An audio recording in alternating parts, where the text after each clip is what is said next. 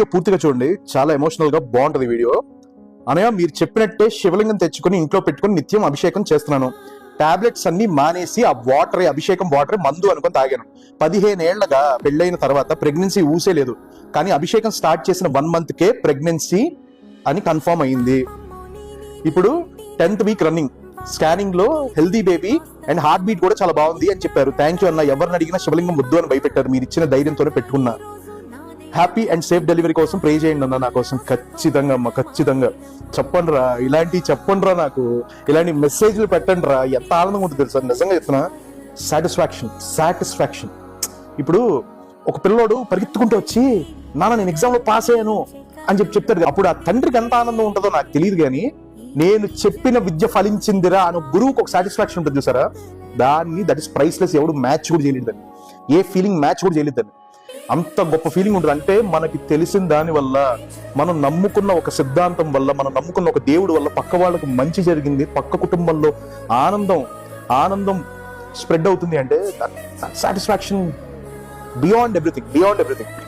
ఇప్పుడు ఆ ఇంట్లో ఆ బేబీ ఏడుపు, ఆ బేబీ నవ్వులు ఇవన్నీ వినిపించినప్పుడు, అరే శివుడి దయ వల్ల మన ఇంటికి వారసుడు వచ్చాడు, లేకపోతే వారసురాలు వచ్చింది, అరే పరశురామ్ అని చెప్పాడు అని ఒక చిన్న క్రెడిట్ ఉంటుంది అందరూ. అది చాలు, అది మనకు చాలా రే, చాలు. కరెక్షన్ ఏంటంటే, ఈ పాప పెట్టిన మెసేజ్ లో, ఈ చెల్లి పెట్టిన మెసేజ్ లో నేను మెడిసిన్ మానేసాను, దాన్ని ఇన్స్పిరేషన్ గా తీసుకోవద్దు ఎవరు.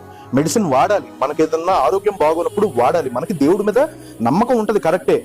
వైద్యుడు అంటే ఎవరు అంటే సాక్షాత్తు శంకర స్వరూపమే, వాళ్ళు కూడా ఈశ్వర స్వరూపమే. ఎందుకంటే ఈశ్వరుణ్ణి వైద్యనాథుడు అంటారు. అర్థమైందా?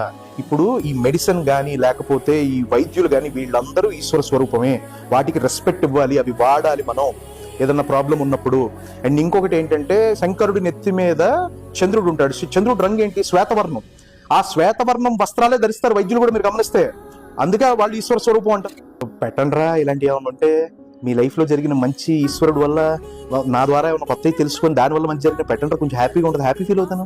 ఇంకొంచెం కొత్త ఉత్సాహం వస్తుంది కొత్త వీడియోలు చేయడానికి. ఏదన్నా రెమెడీ చెప్పినా, నా నోటి నుంచి ఏదన్నా రెమెడీ వచ్చినా అది మోస్ట్ పవర్ఫుల్ అయితేనే, వర్కౌట్ అవుద్దంటేనే చెప్తా.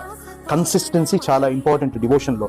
నేను చెప్పింది సీరియస్ గా తీసుకొని ఫాలో అవ్వు, నీ జీవితం ఎందుకు మారదో చూద్దాం. ఎందుకు మారదు? శివుడు చేయలేదు ఏంటి? శివుడు తలుచుకుంటే జరగదు ఏంటి? మన స్వామిరా, మా స్వామి గొప్పదనం ఏంటి? ఎన్ని చరిత్రలు రాస్తే, ఎన్ని పురాణాలు రాస్తే చెప్పగలం. ఇప్పుడు మన దగ్గర అవైలబుల్ గా ఇన్ఫర్మేషన్ అంతా సముద్రంలో ఒక చెంబుడు నీళ్ళంతా గొప్పదనం. అనంతం ఎల్లలు లేని ఒక సముద్రం లాంటిది అది. అర్థమైందా? ఆయన పక్కనుంటే, ఆయన నిలబడితే ఎలా చెప్పాలి, పదాల్లో పెట్టలేము. నమః పార్వతీ పతయే హర హర మహాదేవ శంభో శంకర.